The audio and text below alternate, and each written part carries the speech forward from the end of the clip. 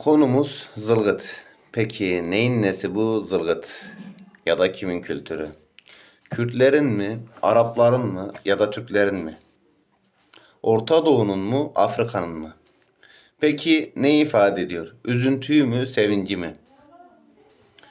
Bazen düğünlerde, bazen cenazelerde, bazen de asker gönderirken bunu yapıyorlar. Hatta savaşlarda birlik ve kuvvet için Amerikan yerliler tarafından, Asurlar tarafından, Amazon kadınları tarafından, Sümerler tarafından, hatta Hintli savaşçılar tarafından da karşı tarafın psikolojisini bozmak, psikolojik üstünlük sağlamak ve karşı tarafın cesaretini kırmak için bunu yapıyorlarmış. Kimin olduğu tam olarak bilinmese de ilk olarak Asurlarda görüldüğü biliniyor. Ne tuhaftır ki insan gördüğü her şeyi tekrar eder ve öyle de olmuş. Zılgıt sesi tüm dünyanın kültürü olmuş.